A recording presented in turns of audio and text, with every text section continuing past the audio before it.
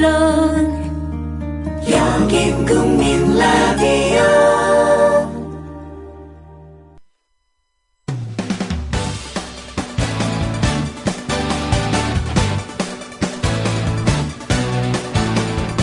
미디어 협동조합 서영석 이사장의 서영석 타임스. 안녕하십니까, 조상훈입니다. 어제 예고해드린 대로 서영석 이사장의 어제 그리고 오늘까지 휴가로 제가 대신 진행을 오늘까지 맡기로 했습니다. 네, 어제와 같은 비슷한 포맷으로 오늘 또 진행을 하겠는데요. 무엇보다도 지금 가장 뜨거운 전국의 이슈죠. 이완구 국무총리 후보자, 어제 사실은 이제 국회 본회의에서 표결 처리를 하려고 했는데 여야가 합의를 했습니다. 16일로 본회의를 연기하기로요. 근데 또 관련해서 오늘 또 여러 가지 속보가 있는데요. 그것도 한번 짚어보고요. 또 이완구 총리 후보자가 몇몇 언론사 기자들과 김치찌개 점심하면서 했던 얘기, 이게 이제 이완구 후보자의 언론관을 적나라하게 드러난 그 단초가 돼서 여러 가지 좀 부적절한 발언이었다라고 하면서 청문회에서도 좀 이슈가 됐는데요. 이 문제도 좀 추가로 오늘 짚어보도록 하겠습니다. 관련해서 또 미디어 오늘이나 여타 매체에서 후속 기사가 있기 때문에 이 부분 어떤 문제가 있는지 짚어보겠고요. 또 한 가지 중요한 대목이 있습니다. 김영란법 내가 그동안 맡고 있었는데 통과시켜서 당신들 좀 혼나게 해주겠다, 이런 취지의 발언이 있었는데 이게 어떤 맥락에서 나온 것인지 기자들 세계를 들여다본다는 측면에서 한번 다뤄보도록 하겠습니다. 잠시 광고 듣고 와서 본격적으로 이야기 나눠보겠습니다. 다음은 무엇일까요? 겨울밤 야식으로 숙취와 감기 예방에 좋은 과일입니다. 겉은 쫄깃하고 속은 부드럽고. 정답! 반건씨? 네, 맞습니다. 국민TV조합원 청도님이 직접 수확한 진시황 반건씨. 연말연시 명절에 선물 고민하지 마세요. 최고의 선물 반건씨로 끝내세요. 010-2128-2644 010-2128-2644. 다음 검색창에 진시황 반건씨를 검색하세요. 나라가 있건 있듯 맛있는 반건씨라니.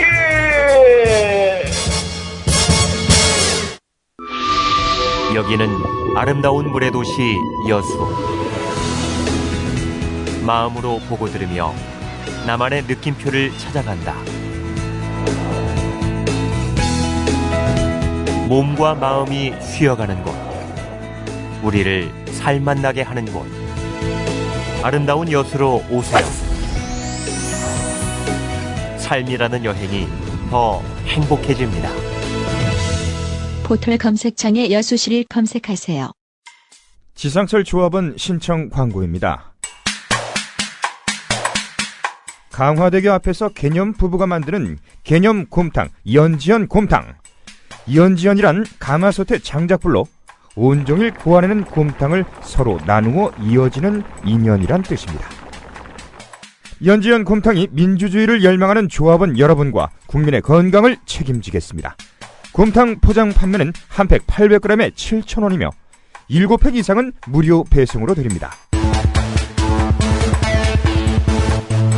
연지연 곰탕은 강화대교 입구에 위치해 있습니다. 단체 주문 예약 및 포장 주문 전화번호는 010-7252-1114, 010-7252-1114, 031-989-9968. 조합원 단체 예약은 10% 할인해드립니다.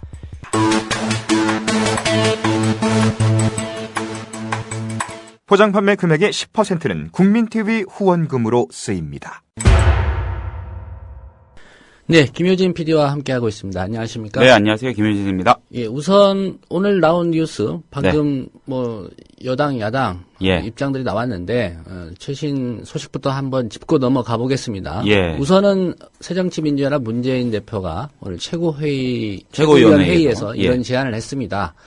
이완구 총리 후보자 여야가 공신력 있는 기관에 맡겨서 공동 여론조사하고 그 결과 따르자. 이렇게 나왔어요. 근데 당장 여당에서 이게 무슨 말이냐. 어제 합의한 거 하루 만에 말 바꾼 거 아니냐 이렇게 좀 반발하고 있거든요. 네. 어떻게 해봐야 되겠습니까? 일단 여론조사에 붙이자는 거, 이거는 전형적인 국회의 시스템에 의해서 결정할 문제인데 엎어지든 고하든, 그렇죠? 그렇죠. 여론조사, 고잉 퍼블릭을 하자는 건데, 글쎄요, 여론조사일 것 같으면 뭐, 무슨 일 생길 때마다 여론조사하면 되겠죠. 그러니까, 대의제의 근본적인 훼손이 될 수도 있죠. 예, 저는 개인적으로 이렇게 판단합니다. 이 제안을 예. 도대체 어떤 사람이 의견을 내서 네. 이걸 말을 대표가 최고위원회에 의해서 했는지 모르겠지만 네. 아니, 국회가 인준한 투표로 처리하도록 국회법에 돼 있고요. 그렇죠. 인사청문회법에 그렇게 돼 있을 텐데 네. 여론조사 할 거면은 국회의원들한테 총리 인준 동의안 국회 본회의에 붙여서 투표하라고 왜 제도를 만듭니까? 그렇죠.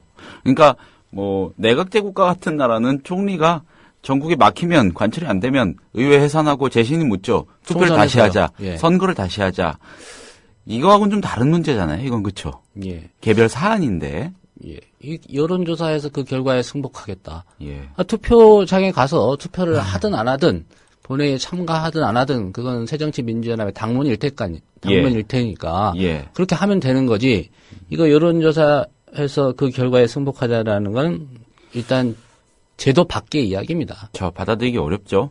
뭐 새누리당이 반발한다고 해서 그 반발하는 새누리당을 비판하기는 어려울 것 같아요. 예. 예. 그래서 단체 저로서는 이런 제안이 어떻게 나왔는지 좀 이해가 안 되는 그런 대목에서 한번 짚어봤고요. 네. 어쨌든 지금까지 상황으로 본다면 이제 16일 날 본회의를 열겠다는 게 네. 여당의 입장이고 네. 또 사회권을 가진 정의와 국회의장의 입장이기 때문에 그렇죠. 예. 그러면서 새정치연합은 동시에 그때까지 본인이 결단할 말미를 준 거다.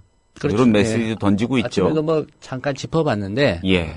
제일 좋은 그림은 예. 당사자인 이완구 총리 후보자가 예. 스스로 거취를 결정하는 거죠. 그런 예. 상황이 주말에 있었으면 좋겠는데 글쎄요. 물러나는 게 맞다고 보십니까? 국장님은 개인적으로. 아니, 본인이 물러나는 게 맞죠. 상황이 제가 그 이렇게까지 얘기 됐으면. 했었거든요. 예. 이완구 총리 후보자가 총리로서 적격인지 아닌지 예. 본인이 가장 잘 알고 있을 거고요. 그 다음이 가족입니다. 땅 그다음이 같이 산 가족. 가족들. 예. 그렇죠?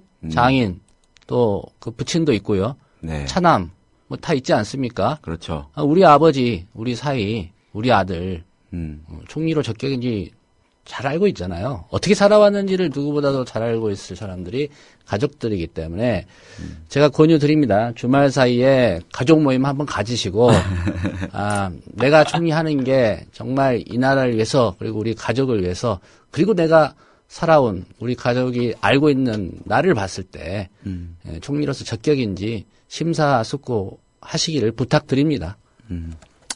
나라를 위해서. 김효진 PD 누가 제일 잘합니까? 가족들이 제일 잘 잘하잖아요. 예. 예. 30년 넘게 그렇죠. 같이 살아온 가족들이 잘하잖아요. 가족회의. 예. 가족회의 해법을 주셨군요. 이거 국회에다가 이렇게 부담을 줄 일이 아닙니다. 가족들이 결정할 일을 국회에다가 해서 뭐 여론조사를 무슨 여론조사를 합니까? 가족들 상대로 솔직히 말해봐 여론조사하면 금방 나온다고 봅니다 저는. 예. 어쨌든 주말하고 다음 주 월요일까지 상황을 지켜봐야 될 것 같고요. 네. 예. 한국일보 얘기를 좀 해봐야 될 것 같습니다. 또. 네. 왜냐하면은 후속 기사가 또 나왔습니다. 나왔습니다. 예. 좀 정리를 제가 일단 해보겠습니다. 브리핑 형태로요.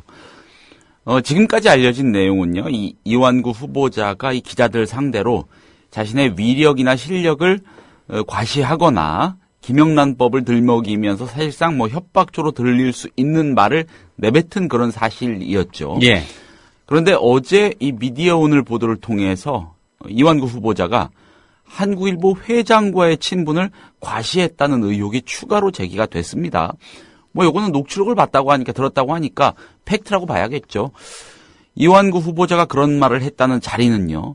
이번에 문제가 된 지난달 27일 이 경향, 문화, 중앙, 한국일보 기자들과의 점심 식사 자리 그리고 총리 후보자로 내정되기 전에 한국일보 고재학 편집국장 등과 함께한 점심 식사 자리였답니다. 예. 점심만 먹었다면 이완구 후보자는 뭐가 좀 꼬이는 것 같은데 미디어오늘이 보도한 이완구 후보자의 발언 내용 좀 소개해 드려 볼게요. 그러니까는 요 녹취가 된 거니까는 예. 여기 지금 소개해 드릴 거는 이 기자들과의 지난달 점심 식사 자리에서 내뱉은 말들이겠죠. 자, 이런 내용입니다. 한국일보 승명호 회장, 그 사람 형 은호가 나와 보통 관계가 아니다. 나는 그 양반이 한국일보 맡을 줄 몰랐다. 내가 도지사 그만두고 일본에 가 있었어요. 7개월 동안 일본에 가 있던 집이 승 회장 집이야. 세상이 다 이렇게 엮여 있다고. 모른다고 어떻게 될지. 이게 무서운 얘기하는 거야. 60 넘어가면 어디서 어떻게 엮일지 몰라요. 틀린 얘기는 아니죠. 예. 어디서 어떻게 엮일지 모르는데 이게 어떻게 이런 게 다 걸릴 수가 있습니까? 제가 한 가지 지적하고 싶은 건 뭐냐면요. 예. 이게 녹취됐다니까 이렇게 말했다는 거 아닙니까? 예. 그 사람 형 은호가 나와 네. 보통 관계가 아니다. 네. 친구 사이에 쓸 수 있는 말이잖아요. 그렇죠. 예. 그 송은호 씨 나이가 몇 살인 줄 아십니까? 몇 살입니까? 1942년생입니다. 승은호 씨. 그렇죠. 예. 그러니까 45년생. 승명호 한국일보 대표이사 회장의 형인 거죠. 네. 이 승은호 씨가 예. 이완구 후보자가 이제 그렇게 얘기했다는 거 아닙니까? 그 사람 형 은호가 네. 나와 보통 관계가 아니다. 나와는 이제 워딩이 없지만 네. 보통 관계가 아니다. 네. 라고 했는데 이완구 후보자가 1950년생입니다. 만 65세지요. 이 승은호 씨가 42년생입니다. 8살 위입니다. 위. 네. 8살 위죠. 8살 위 네. 형님에 대해서. 네. 그 사람 형 은호가 보통 관계가 아니다. 제가 한번 이 승은호 씨, 예. 승명호 씨 관련 좀 가계들을 한번 살펴봤어요. 예, 오기 예. 전에. 이게 이제 그 한국일보를 지난달 말에 동아홀딩스가 인수를 했습니다. 그렇죠. 아시겠지만 예. 법정 관리를 이제 졸업하고 졸업했고요. 2월 4일에 이제 이 승명호 씨, 예. 이 승은호 씨의 동생이죠. 나이 차이가 꽤 납니다. 14살 터울이니까요. 이 동생이 이제 동아홀딩스 회장이면서 한국일보 공동대표이사 회장입니다. 예. 2월 4일에 선임이 됐고요. 이제 사장은 이제 이종승 대표이사 사장이지만 두 사람이 대표이사를 같이 하는 겁니다. 이 승은호 씨 집안이 어떤 집안이냐면은 그 승상배 씨라고 2009년에 타계한 분인데 이분이 이제 평북 정주 출신입니다. 그래서 우리나라의 그 대표적인 그 목재 사업을 일군 사람이에요. 그리고 이제 지금 나중에 나오지만 이제 코린도 그룹이라고 있는데 코린도 그룹, 예. 이 코린도 그룹이 이제 70년대에 이 승상배 씨가 인도네시아에 진출해서 해외 조림 사업을 하면서 이제 목재 기업을 키웁니다. 그 아들들이 세 형제가 있는데 똑같이 또 목재 관련 사업을 하고 있어요. 그 중에 이제 승상배 씨는 2009년에 타계를 했고 장남인 이 승은호 씨, 예. 그 이완구 총리 후보자가 그 사람 형 은호라고 네. 말했던 이 승은호 씨가 이제 코린도 그룹의 회장이고요. 뭐 인도네시아 굴지의 목재 회사죠. 계열사가 한 30개가 넘는다고 하니까요. 굉장한 그룹이군요. 예, 그리고 이 승은호 씨의 동생 승명호 씨가 어떻게 보면 이제 원래 생겼던 그 동화 기업의 그 모그룹이라고 할 수 있는 이 동화홀딩스의 회장을 맡고 있는 겁니다. 여기서 지난달 말 이달 초 사이에 이제 한국일보 인수를 작업을 완료해서 이 승명호 씨가 네. 한국일보 대표이사 회장이 된 거죠. 네. 그래서 이제 내가 저희 이완구 총리가 그때 아마 그때였을 겁니다. 그 뭐 세종시 수정안에 반발해서 예. 도지사직 던지고 일본 갔죠. 예예. 그때 예. 이제 이 승명호 한국일보 회장의 형 되는 예. 승은호. 예, 14살 위 형 되는 예. 승은호 씨 집에 이제 머물렀었다. 뭐 이 얘기를 한 거겠죠. 예. 제가 접한 뉴스 중에 요 전후 맥락을 가장 자세하게 분석해 주셨습니다. 예. 이 느낌이 확 오는데 이완구 후보자가 한 얘기가 이게 다가 아닙니다. 조금 더 들려드려 볼게요. 예. 그러니까 인생사라는 게 서로들 얽혀 있어서 함부로 하면 안 돼. 대한민국 사회는 특히. 그래서 내가 언론인들 많이 챙깁니다. 김아무개도 지금 뭐뭐뭐 하고 있지. 그러니까 여기까지 40년 지탱하고 살아온 거지. 우리나라 정치판이 얼마나 어려운데. 침착하게 남을 도와주는 마음으로 가면 언젠가는 그게 리턴이 돼요. 막 그렇게 해버리면 너도 데스크로 가는 거지. 너도 너 살려고 할 거 아니야. 빼 하면 뺄 수밖에 더 있어? 그렇지 않소 세상사가. 그럼 이상하게 돼버리는 거야. 그래서 나는 젊은 기자분들 내 자식 같잖아. 큰 자식이 37입니다. 우리 60평생 살았으니 얼마나 흠이 많겠소. 우리나라 압축 성장 과정에서 본의 아니게 흠이 많겠고 똑같은 거지. 우리 사는 게 흠이 있더라도 덮어주시고 오늘 김치찌개를 계기로 좀 도와주소. 섭섭한 거 없지? 결론적으로 한겨레 기사는 클리어된 거야. 동의합니까? 이제 더 이상 한겨레 기사 보고 여러분들 후속 기사 쓰지 말라는 얘기죠. 문제 제기했던 그 기사가 있었죠. 뭐 할 말은 아니지만 김치찌개를 계기로 좀 도와줘서 이건 좀 아니지 않습니까? 아니 뭐 고급 일식이라도 좀 사주고. 아니 농담입니다, 농담. 예. 나도 좀 어처구니가 없어가지고. 한나라의 총리가 되겠다는 사람이 이게 한 4, 5년 차 되는 기자들 모아놓고 점심에 김치찌개 사주고 번개라고 그랬죠? 예. 갑자기 불러서 이제 점심 같이 하자. 여기 밖에서 뻗치게 하고 있으니까 예. 고생한다고. 예. 이 요점이 나와 있습니다. 왜 김치찌개 점심을 샀는지. 예. 도와달라는 얘기죠. 도와주는 게 뭐 있습니까? 덮어달라는 얘기 했잖아요. 그만 써라. 예. 발제 그만해라. 똑같은 거지. 우리 사는 게 흠이 있더라도 덮어주시고 얘기했습니다. 덮어달라고. 예. 그리고 오늘 김치찌개를 계기로 좀 도와주소. 예, 뭐 충청도식 표현이겠죠. 네. 섭섭한 거 없지. 제가 읽으면서 웃겨가지고. 결론적으로 한겨레 기사는 클리어 된 거야. 동의합니까? 예. 이게 그거잖아요. 예. 한겨레에 막 이렇게 의혹처럼 썼는데 네. 여러분은 쓰지 말라 이런 의미 아니겠습니까? 그렇죠. 예. 그러니까 뭐 자기가 얘기를 했어요. 이게 본심을 드러낸 거죠.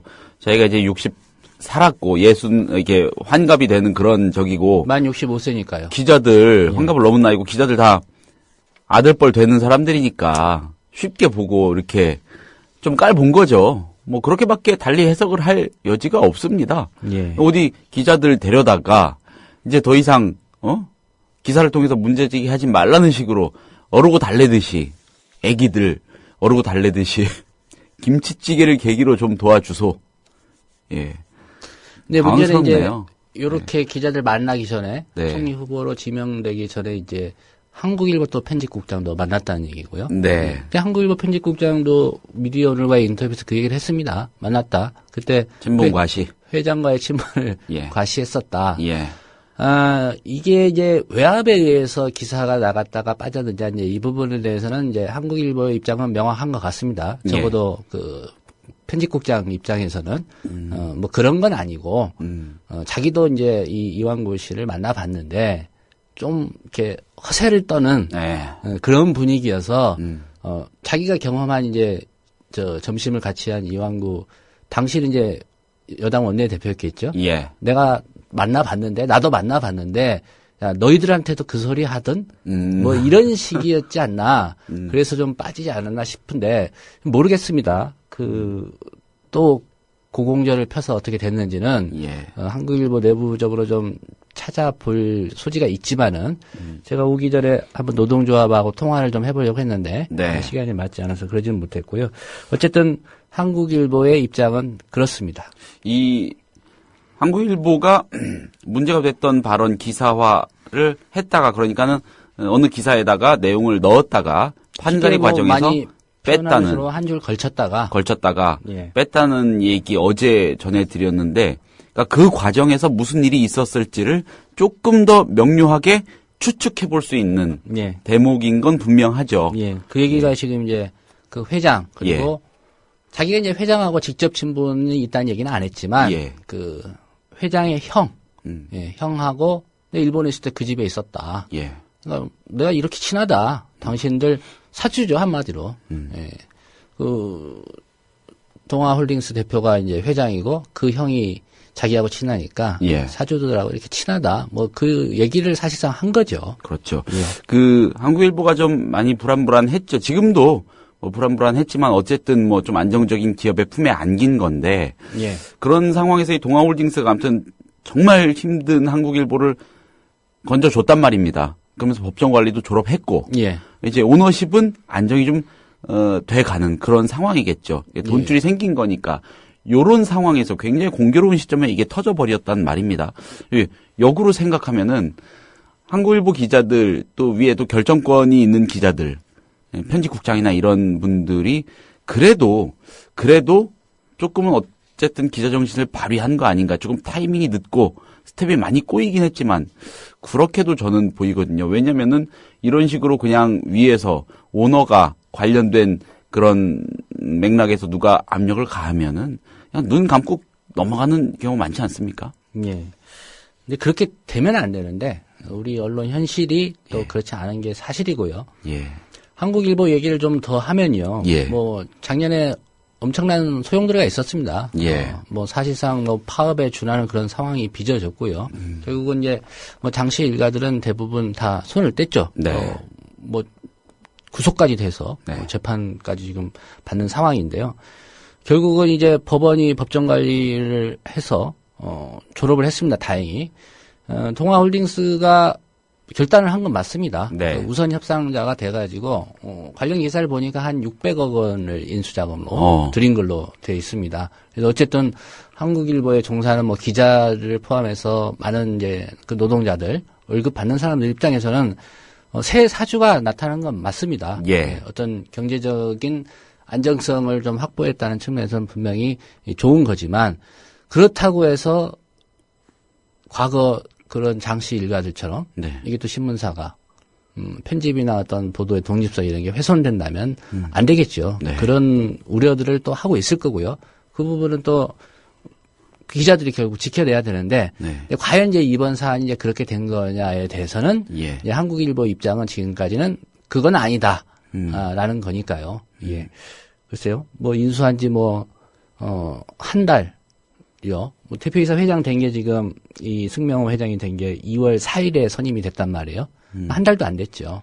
물론 이제 그간의 인수 절차나 이런 걸 따지면은 예. 뭐 한 달이 넘었다고 할 수도 있겠지만 그런 일이 빚어진다면 이제 한국일보 기자들의 자괴감도 클 겁니다. 그래서 말씀하신 지점이 한국일보 내에 뜻있는 그 많은 기자들의 가장 큰 고민의 지점일 수도 있겠네요, 사실. 그렇죠. 예. 좀 언론인이라는 어떤 위상 이런 게 많이 훼손됐거든요. 예. 사실상은 셀러리맨 화 됐죠. 어떻게 보면 뭐 저희 조합원들이나 청취자들 상당히 잘 아시겠지만 네. 미디어협동조합 국민TV 9층 스튜디오에 가면요. 그 동아 자유언론 실천 선언문이 있습니다. 예. 74년에 그 10월 24일에 했던 그게 있는데 그때의 그런 언론인들의 뭐 기계라든가 이런 거를 뭐 지난해 세월호 그 참사 말도 안 되는 보도 때문에 이제 뭐 기레기다라고 얘기 나왔고 일부 이제 기자나 뭐 PD들 자성의 목소리도 얘기했지만 네. 그때와 비교하면 지금의 이 언론사에 종사하는 기자들이 과연 뭐 언론인 이렇게 말하는 언론인. 게 자부심을 느낄 만한 정도인가 묻지 않을 수 없거든요. 예. 그냥 월급 주면 쓰라는 데 쓰고 또 본인이 써서 보냈는데 위에서 알아서 고치고 뭐 이런 게 비일비재하기 때문에 네. 예.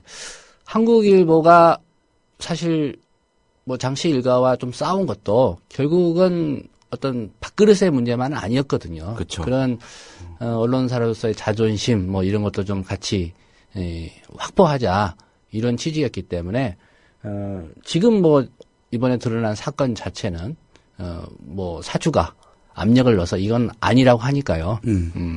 그게 아니면 다행인 거고요. 만약에 그렇다고 한다면은 또 이 부분에 대해서는 뭐 사주일지라도 당연히 짚어야죠. 이런 거 못 짚고 그냥 침묵하는 언론사들이 기자들이 얼마나 많습니까? 언론사가 정말 전통의 언론사지 않습니까? 한국일보는. 그렇죠. 60년이 넘었으니까. 예. 그리고 기억하시겠죠. 그 안국동 지나면서 보였던 그 한국일보의 사옥. 사실 그 시절에 뭐 창업주 장기영 회장쯤 되니까 거기다 그렇게 청와대가 거의 내려다 보이는 위치에 예. 지을 수 있었겠죠. 그 위세. 그 건물이 사라져 있는 그 모습을 보는 것 자체가 역전됐죠, 사실은. 그렇죠. 많은 것들을 생각하게 하는 일인데. 군사 정권이 오면서 예. 어떤 신문 업계의 판도도 역전이 됐습니다. 예. 사실은. 뭐 80년대 초반 그 이전만 해도 뭐 한국일보 하면은 기자들이 가장 부러워하는 그쵸. 그런 문화나 어떤 취재력 또 브랜드 가치를 가진 신문사였는데 이게 이제 군사 정권 들어서면서 역전이 됐고 네. 예. 뭐 이제 한국일보 솔직히 저희가 이렇게 뭐 주간 브리핑하고 또 기자들끼리 이렇게 신문 쭉 훑어볼 때도 예. 순서 있지 않습니까? 조중동, 네. 그다음에 한겨레 경향, 그리고 한국. 이렇게 이게 순위는 아닐지라도 패턴화 돼 있습니다. 네. 뭐 서울 세계 국민으로 간다거나 이런 식으로 돼 있기 때문에 한국일보의 위상이 과거 뭐 70년대 말이나 80년대 초에 비해서 현격히 떨어져 있는 건 사실이고요. 그러나 그 정신마저도 그렇게 순위가 떨어져 있다고 저는 보지는 않습니다. 한국일보 기자들이 어떻게 고군분투하고 있는지는 아마 독자들이 좀 많이 떨어지긴 했지만 네. 지면을 읽어보면 나옵니다. 네. 특히 권력기관과 어떻게 맞서고 있는가. 지금 이제 공식적으로는 이제 중도를 표방한다고 하지 않습니까? 한국일보가. 근데 지난해 그런 좀 어수선한 상황을 겪고서도 그래도 나름대로 지금 한국일보 자체를 유지했다는 것만으로도 높이 평가할 만한 일이고요. 뭐 이번 일은 글쎄요. 진실은 아직은 모릅니다. 어쨌든 이걸 KBS가 보도함으로써 예. 보도하지 않은 것들이 스스로 이른바 뭐 기자들끼리 하는 말로 스스로 물을 자초한 네. 물을 먹는 상황을 자초한 그런 상황이 됐습니다. 낙종. 그러니까 뭐 말씀하신 맥락에서 어떻게 보면은 그냥 이렇게 싹 누르고 쓰면 아무것도 아닌 일이 되는 거죠. 근데 어쨌든 한국일보 입장에서는 굉장히 우스운 모양새가 됐지만 웃음거리가 된 측면도 있지만은 어쨌든 새 주인이 와가지고 이제 딱 위세를 이렇게 떨치고 있을 시기인데 예. 이런 식으로나마 내부적으로 잡음이 나온다는 것 자체가 사실은 그래도 한국일보에 남아있는 저력을 보여주는 거 아닐까라는 생각도 들어요. 저는 이번을 한국일보 내부적으로도 좀 좋은 계기로 삼을 수도 있다고 봅니다. 왜냐하면 이런 일이 빚어지면 안 되겠구나라고 예. 한국일보를 인수한 그 사주들 예. 지금 이제 그 송명호 씨가 회장이니까 네. 어쨌든 자기 이름이 거론되지 않았습니까? 그렇죠. 실제로 이제 그렇지 않았다고 하더라도 이런 일에 괜히 휘말리면 타격을 입는구나라는 걸 이제 알았기 때문에 네. 이후에 물론 대표이사 회장이기 때문에 일정 부분 권한은 있습니다. 그러나 어떤 기사를 넣어라 빼라 이건 아니니까 그런 부분에 있어서 이제 스스로도 좀 조심을 할 수도 있겠다라는 측면에서 본다면 오히려 이번 일이 일종의 좀 뭐랄까요 반전의 계기. 네. 초기에 이런 일이 그래도 터져서 앞으로 조심해야 되겠구나. 내가 뭐 기자들한테 전화하거나 데스크한테 전화하는 일을 하지 말아야 되겠다. 뭐 그동안 했다는 얘기는 아니고요. 언론사 경영이라는 게 이렇게 어렵고 조심스러운 일이구나라는 거를 좀 깨닫는 계기도 될 수 있을 것 같습니다. 깨달았으면 좋겠고, 예. 그리고 기본적으로 한국일보라는 언론사 그리고 기자분들 또 지지하시지 않습니까, 국장님도? 지지는 안 하십니까? 심정적으로 지지하죠. 심정적으로. 예. 전에 그 인터뷰로 이제 당시 노조가 그 강경하게 장실과 왔었을 때 인터뷰도 좀 진행했던 적이 있었고요. 예. 역할이 만만치는 않습니다. 한국일보라는 한 언론사가 우리 사회에서 가진 역할이 만만치는 않고 그 의미를 부여하자면 한두 끝도 없겠죠. 그러니까 하여튼 뭐 이번 일을 계기로 거듭나는 그런 한국일보가 되면 좋겠다는 응원의 메시지를 전합니다. 개인적으로. 예. 한국일보 얘기는 이쯤으로 좀 마무리를 하고요. 네. 이후에는 이제 물론 그 현장에서 또 나온 발언입니다. 네. 김영란법 관련해서 이완구 총리 후보자가 했던 발언이 있는데 이 부분이 어떤 의미로 해석이 되고 네. 어떤 문제점들이 있는지 또 이완구 총리 후보자가 언론계를 어떻게 알고 있기에 저는 잘 알고 있다고 보거든요. 예, 이런 말을 했을까라는 그런 부분에 대해서 한번 짚어보도록 하고요. 잠시 전하는 말씀 듣고 와서 그 이야기는 이어가도록 하겠습니다. 미디어 협동조합은 2014년 4월 TV 개국 전까지 조합비를 받지 않았습니다. 그래서 창립 이후 1년 1개월 동안 출자금으로 운영해왔습니다. 왜 받지 않았냐고 묻는 분들이 있었습니다. 조합비의 무게가 얼마나 큰지 알고 있기 때문입니다. TV 개국이 이루어졌고 이제 안착 단계에 접어들었습니다. 월 11,000원의 조합비 납입으로 더 큰 발전, 즉 성숙한 동력을 만들어주십시오. 주목받는 방송, 신뢰받는 언론으로 보답하겠습니다. 홈페이지 국민.tv, 서울전화 3144-7737 또는 이메일 mediacoup12@gmail.com으로 신청해주세요.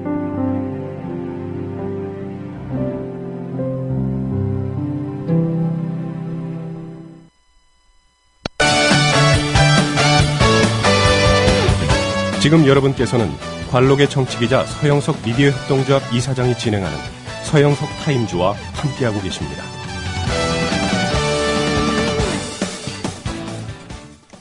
네, 관록의 정치 기자는 어제와 오늘 휴가 중입니다. 저는 이틀 동안 대신 진행을 맡고 있는 관록이 떨어지는 정치 기자는 아니고요. 조상훈입니다. 김효진 PD와 함께 하고 있고요. 말씀드린 대로 이완구 총리 후보자의 발언 중에 국회 청문회 과정에서도 논란이 됐었죠. 김영란법 통과시켜서 한마디로 기자들 당신들 혼내주겠다. 검경 불려다니게 하겠다. 내가 그동안 이 김영란법 막고 있었는데 이런 얘기를 또 했단 말이죠. 그렇죠. 그게 사실 예사롭지 않은 얘기입니다. 그렇죠.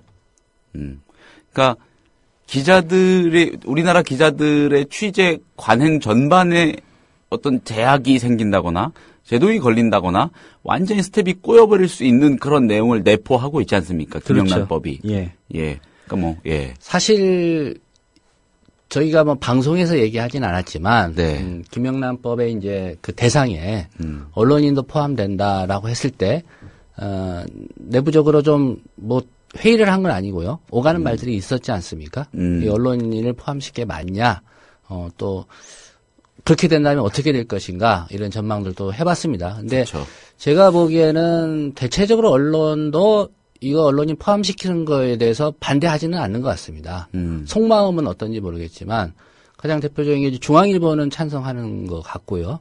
뭐 JTBC 입장도 뭐 중앙일보와 좀 비슷한 것 같은데 그래서 이게 개개인에게 또 물어봐야 될 사안인 것 같기도 하고 어쨌든 이 언론인들이 그동안 뭘 좀 받아온 거 아니냐라는 전제가 깔려 있는 거 아닙니까? 그리고 앞으로는 그런 거 하지 말라. 쉽게 말하면 이제 뭐 촌지를 받거나 또 어떤 대가나 금품을 수수하고 기사 쓰고 하는 일을 하지 말라. 이런 얘기 아닙니까? 그렇죠. 그리고 향응 이런 거 제공받지 말고 과하게. 과하게. 언제 그런 얘기가 있었습니다. 한 10년 넘은 얘기인데요. 모 방송사가 사내 그 윤리 지침을 만들었답니다. 취재원으로부터 이제 식사 대접을 받을 때 3만 원 이상은 먹어서는 안 된다는 지침을 만들었대요. 그래서 출입처에서 한번 이렇게 어디 이 홍보 담당자가 와서 점심을 사겠다고 했는데 이 강남 쪽이었어요. 꽤 좀 점심 단가가 높은 드는 집이었습니다. 왜냐하면 이제 그 일식 요리 집이었으니까요. 그래서 제가 이제 그 KBS라고 얘기를 했군요. 뭐 방송사였는데 그 지침 얘기를 하더라고요. 그래서 그러면 찌개다시만 먹고 나가라. 다 먹게 되면 이제 비용이 그 윤리 지침에 어긋나니까. 근데 어쨌든 뭐 그렇게 했는지 안 했는지는 모르겠지만은 뭐 찌개다시라는 표현도 저 일본 말이긴 합니다만은 앞에 나오는 이제 그 전체 요리만 먹고 가라라고 했었는데 사실 이게 참 미묘한 문제입니다. 어떻게 선을 긋기도 그렇고요. 제가 뭐 김치찌개를 n분의 1로 하지 이거 분명히 이완구 후보자가 냈을 거 아니냐라는 얘기했는데 글쎄요. 만약에 이게 점심이 아니고 저녁에 술자리였고 또 과도하게 비용이 나오는 자리였다면 더 문제가 그 부분에 또 초점이 맞춰져서 커졌겠지요. 그러니까 김영란법 통과와 그리고 대상의 언론인을 포함시킬 거냐 말 것이냐는 상당히 저는 중요한 문제입니다. 이 언론사에 종사하는 사람들의 문제일 뿐만 아니라 결국은 저 국민들에게도 약간의 이해관계가 그러니까 돈의 이해관계가 아니고요. 이게 중요하다는 거죠. 그러니까 기자가 뭔가를 취재원이나 다른 사람으로부터 제공을 받고 향응이든 금품이든 뭐 식사 대접이든 기사를 쓰는 것과 그런 걸 아예 못하게 하고 기사를 쓰고 남을 비판하는 건 큰 차이가 있거든요. 그래서 결코 작은 문제가 아니고요. 저 개인적인 의견을 묻는다면 저는 이 언론인도 포함이 돼야 되는 게 맞다라고 봅니다. 저도 그렇게 생각을 해요. 저도 그렇게 생각을 하는 게 그러니까 이런 거죠. 일단 기본적으로 아직도 옛날 시대만 기자라고 하면 정말 기세등등하던 시대의 기자 하신 선배, 어른 그런 분들 때보다는 훨씬 덜해졌지만은 여전히 기자들은 돈 안 쓰죠. 취재원 만나가지고 밥값 그냥 아예 뭐 카드나 이 지갑에서 현금을 꺼낼 생각조차 안 하는 태도가 너무 자연스럽잖아요. 그렇죠. 그리고 뭐 비싼 거 얻어먹고 술, 뭐 1, 2만 원짜리 얻어먹습니까, 보통? 별 저기도 없이 괜히 그런 자리 베풀고, 취재원들이 주로 기업 홍보 담당하는 사람들, 법인카드 갖고 나와가지고 돈 많은 사람들이 주로 많이 그렇게 하죠. 그거 그렇게 얻어먹고 나서 그 당사자들에 대한 기사를 비판적으로, 비판은 아니라도 제대로 쓴다? 저는 좀 어불성설인 것 같아요. 예. 우스갯소리입니다. 사실이 그렇다는 얘기는 아니고요. 기자, 경찰, 또 세무 담당 공무원이 만나서 어디 고급 식당에 가서 회식을 하는데 예. 누가 계산을 할까? 누가 하겠습니까? 사장이? 식당 주인이 하는 거죠. 예. 아무도 안 내니까 예. 누가 하겠습니까? 그런 우스갯소리가 나올 정도로 언론인들도 다 그렇지는 않겠지만 예. 이제 그런 문화가 좀 있었기 때문에 네. 굳이 이 김영란법에 언론인도 포함시켜야 된다고 한 게 어떤 근거 없이 나온 얘기는 아닙니다. 언론인 니네도 한번 당해봐라. 이렇게 해석하는 분들도 있는데 이제 그건 아닌 것 같고요. 네. 특히 지금 때가 이제 어느 때입니까? 설 명절을 앞두고 있어요. 그렇죠? 예, 설 명절. 오늘이 2월 13일이고요. 다음 주 수요일부터 이제 설 연휴가 시작됩니다. 설날은 2월 19일이고요. 바빠집니다. 네. 기자 챙겨야 하는 분들이 네. 바빠집니다. 하다못해 청와대에서도 선물을 보냅니다. 청와대 출입 기자 아니면 과거에 현직 대통령과 인연이 있어서 챙겨야 될 기자들, 그 대통령 선물 세트라는 거 있지 않습니까? 예. 보내는 거. 자세다가 좀 들어있고요. 그쵸. 예. 좀 고급스러워 보이죠? 그거 다 보냅니다. 청와대에서도. 이명박 대통령 같은 경우에 청와대 출입기자 아닌 사람들한테도 제가 보냈다고 들었습니다. 서울시에서 좀 인연이 있었던 기자들 시장할 때. 예, 보내고. 정부기관, 청와대가 이런 정도니까 생각해 보십시오. 민간 기업에서 홍보 담당. 그렇죠. 기자들 담당하는 분들은 지금이 제일 바쁘고. 네. 잘 챙겨야 될 때죠. 어디가 제일 바쁠까요? 어느 파트? 유통. 그렇죠. 경제부 산업부를 담당하고 있는 그런 업종에 이제 홍보실이 제일 바쁘죠. 제가 이제 오래전 경험입니다. 전화가 막 옵니다. 이렇게. 전화가 와요. 그러니까 주소 물어보는 전화가 옵니다. 예. 저한테 오는 전화가 아니고요. 편집국에 있으면 예. 전화가 옵니다. 주소 물어보는 전화. 왜 주소를 물어보겠습니까? 네. 근데 이제 좀 양식 있는 기자는 그래도 회사로 보내라고 알려줍니다. 회사에 오면 이제 그 기자 중에도 밖에서 외근을 하는 기자, 그러니까 출입처에 나가서 이렇게 사람을 많이 만나는 기자가 있는 방면에 예. 편집부라든가 국제부라든가 국제부가 오바마 만나러 갈 수는 없으니까 특파원 말고는 갈 수도 없고 대부분 이제 앉아서 그 시간대 다른 해외 뉴스를 이제 번역하고 네. 정리하는 입장이니까 이제 내근 기자입니다, 사실. 국제부도 교율부도 있고요. 또 미술 기자라든가 이런 분들은 내근을 하는 기자이기 때문에 사실 누가 명절 때 선물 하나 줄 확률이 거의 없습니다. 예, 그러면 결국은 이제 밖에서 많이 활동하는 기자들이 그 중에 하나를 준다거나 이런 좀 미덕 아닌 미덕이 있는데 네. 정말 이제 얄미운 기자들은 이제 집으로 보내달라고. 또 회사에서 이렇게 다량의 선물을 받기는 부담스러우니까 예. 그런 측면도 있습니다. 근데 이제 떳떳하지 못한 거죠, 사실은. 집 주소를 굳이 회사로 보내드려도 될까요?라고 묻는데 굳이 집 주소를 알려주는 이유는 떳떳하지 못한 거, 그리고 남 주기 싫다는 거죠. 네, 그런 게 있고요. 글쎄요. 기자들도 결혼 앞둔 기자들. 예. 좀 배려 차원에서 회사에서 그런 좀 이렇게 기름진 출입처로 인사배치도 해주고 그러잖아요. 고려하지는 않고요. 네, 고려하지는 않고 모르겠습니다. 본인들이 의도하는지는 모르겠지만 가급적이면 그런 출입처를 맡고 있을 때 결혼들을 많이 하는 하죠. 경향은 있습니다. 예. 축의금의 규모가 달라지니까. 그렇죠. 예를 들면 정치부 기자가 결혼한다. 그러면 웬만한 저 배지 달고 있는 분들은 또 다 옵니다. 수뇌부는 아니어도 그래도 얼굴 안다. 여당이든 야당이든 라고 하면 대부분이 오고요. 기업체 담당할 때 또 결혼하면은 기업체에서 안 오겠습니까? 홍보팀은 물론이고 다 오죠. 그러면 이제 그게 과연 좋은 거냐. 좋지 않다는 거잖아요. 그렇죠. 국민들의 인식은. 네. 그래서 이런 부분들이 있기 때문에 김영란법으로 가지고 좀 제어를 하려고 하는 것 같고요. 저는 그 흐름이 맞다고 봅니다.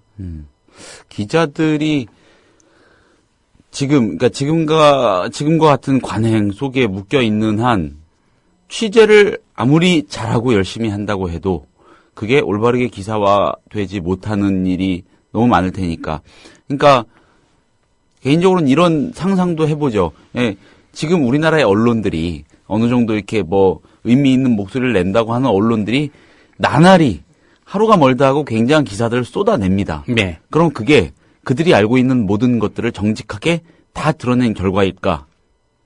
제가 보기엔 빙산의 일각? 그렇죠. 예. 그 기업이나 이런 데는 홍보성 기사가 많고요. 예. 실적 발표할 때 이제 대부분 그 홍보성 기사 아닙니까? 결국은 네, 그렇죠. 실적 발표할 때 뭐 진단에서 뭐 부정적으로 뭐 어디 예를 들면 삼성전자의 주가가 하락할 것이다라는 얘기는 이제 증권사에서는 하지만 네. 그걸 기자가 하진 않습니다. 그리고 삼성전자 실적이라는 게 사실은 우리 경제에서 삼성이 차지하는 비율이 너무 비중이 높기 때문에 일면에 대부분 옵니다. 삼성전자 실적 발표 기사는 뭐 경제지뿐만 아니라 최소한 종합면 일면에 안 오더라도 경제면 일면에는 실리죠. 삼성전자 실적 발표. 그다음에 요새는 좀 뜸하죠. 뭐 세계 최초의 뭐 디램 개발 하면 다 일면에 옵니다. 사진까지 실려서. 예. 물론 이제 삼성의 어떤 영향력 이런 것도 있지만 또 이게 광고와 연관이 돼 있고요. 네. 사실은 최근에 한 가지 사례가 대한항공 그 조현아 전 부사장이 이제 이른바 땅콩 회항 예. 이 터졌습니다. 저는 대한항공 홍보팀의 대응이 기존의 관행대로 하면 좀 미숙했다고 봅니다. 적잖이. 좀 기민했다면은 네. 일명 광고를 빨리 냈어야지. 근데 타이밍이 대단히 늦었어요.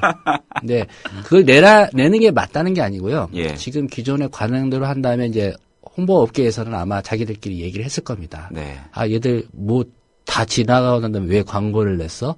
이런 생각도 했을 건데. 뒷북친다. 뒷북친 거죠, 사실은. 돈은 돈대로 들고, 결국은 어제 징역 1년 시형 선고되지 않았습니까? 네, 초기 대응. 물론 이제 광고를 안 내서 사태가 이렇게 됐다는 얘기는 아니고요. 조현아 씨나 이제 그 한진 대응이 네. 또 솔직하지 못한 게 가장 큰 문제점이었고 그 이면에는 이제 그 뭐 대한항공은 이렇게 됐지만은 뭐 예를 들면 기름 유출 사고가 난다든지 뭐 대형 재난 사고가 났는데 이게 기업과 연관이 돼 있다든지 네. 라고 하면은 뭐 예약된 광고 다 치웁니다. 그리고 사과 광고를 내죠. 대국민 사과 광고를. 모든 언론에. 예. 그리고 그거는 또 할인도 안 한다는 거 아닙니까? 실제로 이제 다 받고. 예. 그 신문사 입장에서는 1억 원짜리인데 뭐 깎지도 않고 다 실린다고? 다른 광고 다 제낍니다. 뭐 유력 뭐 정당에서 우리 이거 의경 광고 한번 내달라면 다 미루고 그 광고가 우선이거든요. 그러니까 아까도 말씀드렸지만 우리 언론인 기자들은 뭐 언론인이라는 측면에서 지금 셀러리맨 쪽으로 많이 다가가 있는 상황이고 네.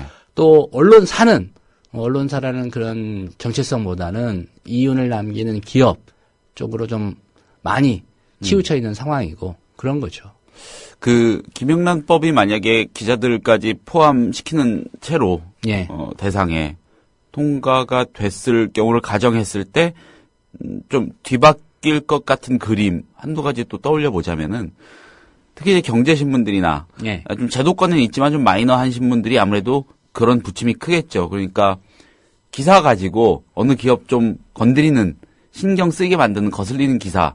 그러니까 뭐 굉장한 팩트도 아니고 사실 아무것도 아닌데 막 들추죠. 거기 오너의 과거의 안 좋은 이야기라든가 괜히 써가지고 그러니까 기자들은 뭡니까 완전 부역이죠. 괜히 이유도 모르고 쓰라고 하니까 쓰는 거죠. 그거 써서 이렇게 이유를 모르진 않죠. 이렇게 써야 회사의 수익이 늘어난다라는 네. 이유는 알고 있죠. 아니면은 뭐 그런 기사를 쓰겠다고 가판으로 보여주거나 아니면은 뭐 반론차 우리 이런 반론 반영 들어볼 그런 목적으로 지금 이런 기사 쓰겠다고 미리 말하라고 하잖아요. 지금 대체로 홍보업계 얘기를 들어보니까 최근에 이제 종이신문으로는 아니지만 예. 가판이 대부분 부활됐다는 거죠. 네. 그러니까 가판을 내는 이유가 뭡니까? 보고 빨리 와서 알아서 기라 이거죠. 그렇죠. 저녁 때 보고. 그 가판 독자가 그렇게 많지는 않거든요. 거의 없죠. 누가 보겠습니까? 기업, 그다음에 관의 그 공보 담당. 그렇죠. 사람들이 이제 봅니다. 그래서 이 기사 뭐 아니었는데 이거 좀 사실과 다르다. 아니면 뭐 빼달라든지, 줄여달라든지. 그 대가로 들어오는 협찬 또. 그렇죠. 엄청나겠죠. 그러니까 그런 걸로 먹고 살잖아요. 많은 언론사가. 그 기업의 특히 홍보실에 있어서 이제 신문 담당하고 매체 담당하는 사람들은 이제 그게 주 임무입니다. 그렇죠. 자기들에게 불리한 기사는 빼고, 우호적이고 좋은 기사는 좀 키우고 하는 역할인데, 그 가장 기업들에게 유효한 수단이 이제 뭔지 제가 물어봤어요. 이제 재벌 같은 경우에는 회장님 이름과 얼굴이 나오면 일단은 효과가 좋답니다. 그러면 바로 전화가 오고 최소한 회장님 사진이라도 빼달라든지 회장님 이름만이라도 좀 빼달라든지 이런 식의 이제 그 제안이 온다는 거죠.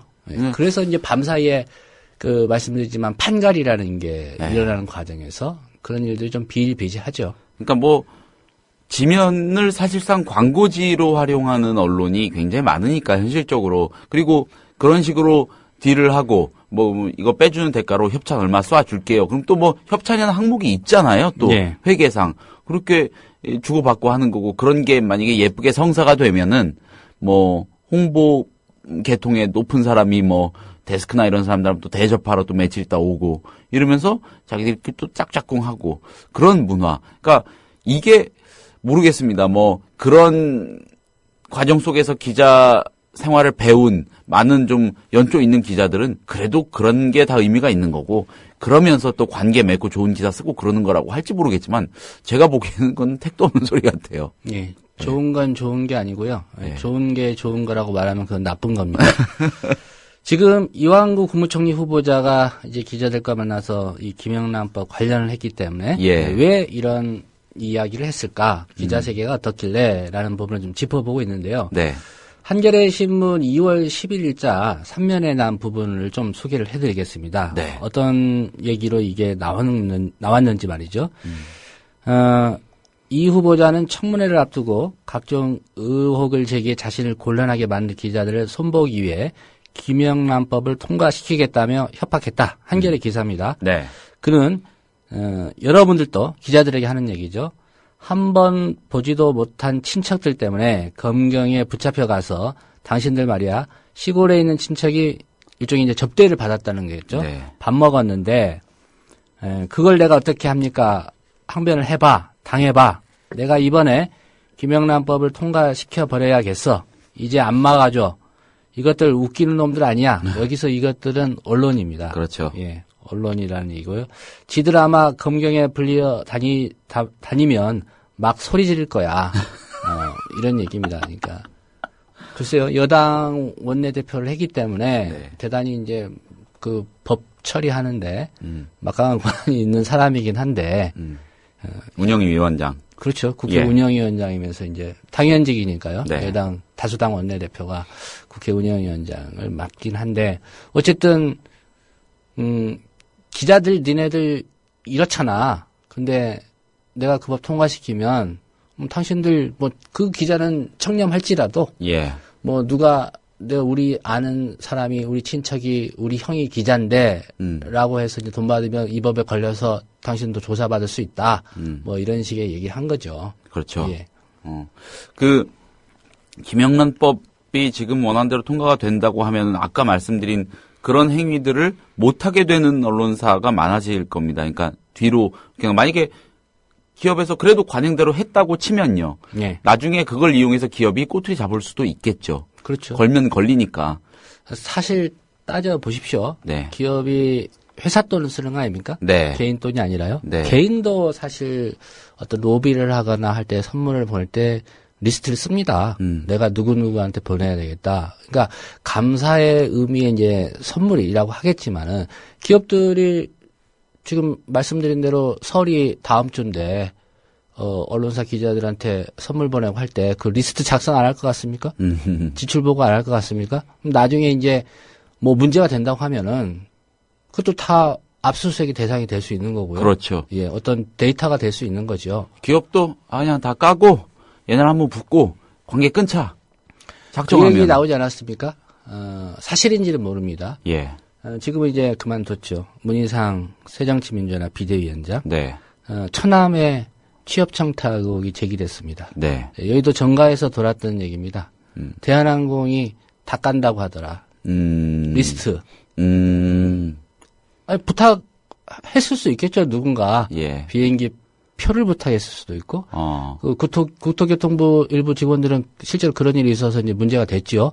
좌석 업그레이드. 뭐 지나친 의전이랄까. 그렇죠. 그러면 예. 정치인 중에는 과연 그런 사람이 없었겠느냐. 예. 그러면 문희상 전 비대위원장만 과연 취업 청탁을 했을 것이냐.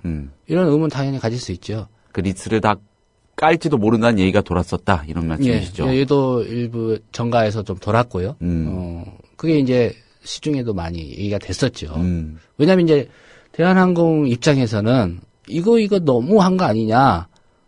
이런 자기들 입장에서 그런 태도를 가질 수 있기 때문에 그게 어떻게 물론 이제 법원 판결 때문에 이제 문희상 전 비대위원장의 그 취업 청탁 의혹 같은 경우는 불거지긴 했지만 굳이 이게 이제 기사화되고 이게 어떻게 이루어졌을까? 네. 라는 거를 좀 추적하다가 이제 그런 얘기가 좀 돌긴 했습니다. 그래서 실제로 뭐 누구누구도 청탁했다라는 얘기까지도 돌았었고요. 소위 뭐 정보 보고 찌라시 그렇죠. 이런 걸 통해서요. 예.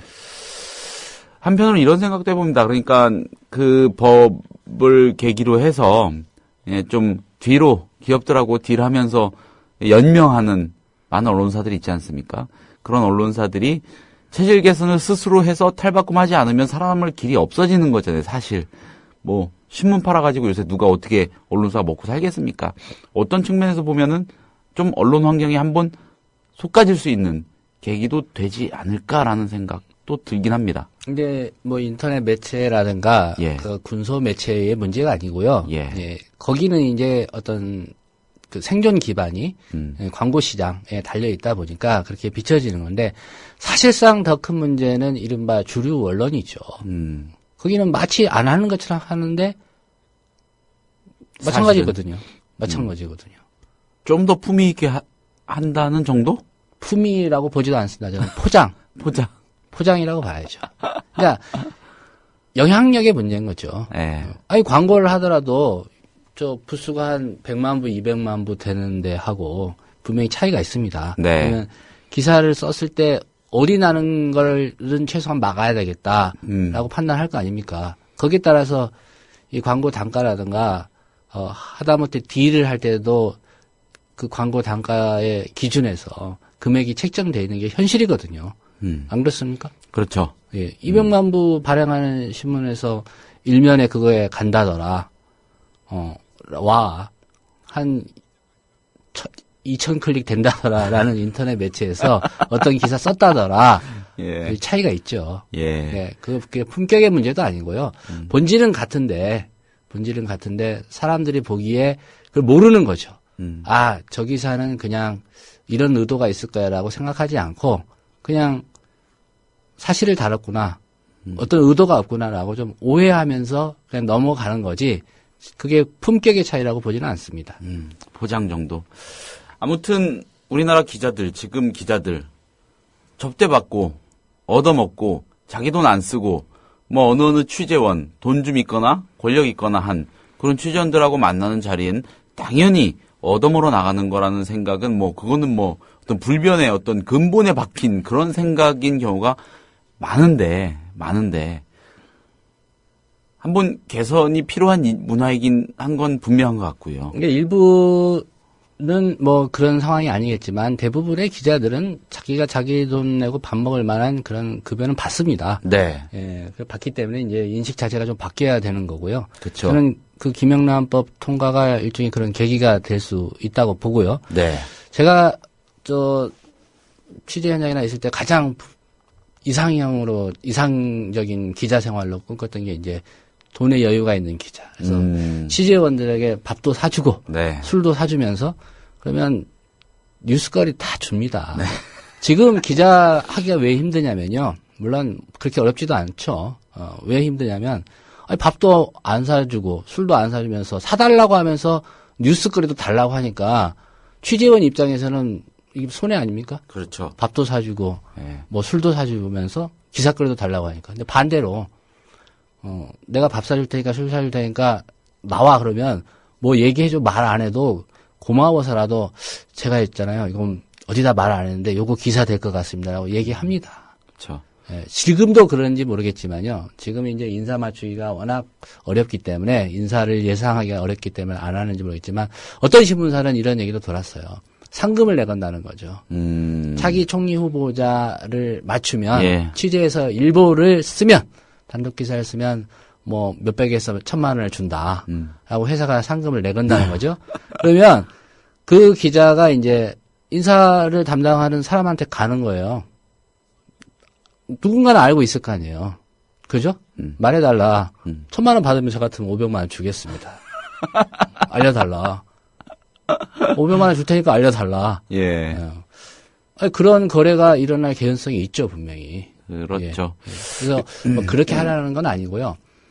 기자들의 어떤 그 취재원과의 관계, 이런 게, 이번에 이완구 그 총리 후보자의 이 발언을 통해서도 어쨌든 기자들이 어떻길래 이완구 총리 후보자가 이런 말을 했을까라고 국민들도 한번 다시 생각해보는 계기가 됐고요. 어떻게 그런 걸 무기 삼을 수가 있을까? 있느냐, 실제로 그런 거냐. 네. 근데 실제로 일어날 수 있는 일이고요. 네. 또 그렇게 일어난 적도 있었다고 봅니다, 저는. 이게 너무 이완구 후보자가 뭐 농담 삼아 뭐 정신이 혼미해서 터무니없이 한 말은 아니에요. 아니죠. 예. 뭐 이분이 어떤 분인데요. 그렇죠. 예. 그러니까 저간에 이런 일들이 있었기 때문에 당신들도 맞잖아요. 당신들도 그럴 수 있으니 조심하라는 취지로 얘기한 거죠, 사실은. 그렇죠. 그거를 단초로 해서 과연 거기에 내재된 의미가 뭔지 언론사의 취재 관행이랄까, 기사단 문화랄까, 뭐 접대받는 그런 맥락 이런 거 어제 오늘 좀 살펴본 셈이 됐네요. 예. 그냥 이래서로 지나갈 일이 아니고요. 그도 말씀드리지만 이 김영란법이 좀 그런 계기가 됐으면 하는 바람이고요. 네. 예, 그렇게 되기를 바라겠습니다. 뭐 총리 후보의 그 본회의 인준 여부를 떠나서 말이죠. 예. 네. 자, 깨오님이 그 이완구 총리 후보 녹취에서 아무리 기자분들이 나이 차가 나지만 반말로 하는 거 듣고서 점점점 해주셨는데 정치인들 기자한테 다 말로 씁니다. 웬만하면. 한두 번 본 관계만 돼도 다 그렇죠. 그렇죠. 당연하고 예의를 지켜야 되고요. 네. 예, 독자와 국민을 상대한다고 생각해야죠. 네. 네, 서영석 이사장의 휴가로 어제와 오늘 제가 대신 진행했고요. 예. 저는 아쉬운 건 없습니다. 다음 주 월요일엔 돌아오렴 이사장, 서영석 이사장께서 다시 오셔서 진행할 것 같습니다. 들어주신 여러분 고맙고요. 김효진 PD가 제작에 수고해 주셨습니다. 국민 라디오 팟캐스트 응원하는 가장 쉬운 방법 아시나요? 다운로드하기, 별점 주기, 댓글 달기, 구독하기. 국민 라디오 팟캐스트 널리 알리는 가장 쉬운 방법. 다운로드하기, 별점 주기, 댓글 달기, 구독하기. 기억하세요. 다운로드하기, 별점 주기, 댓글 달기, 구독하기.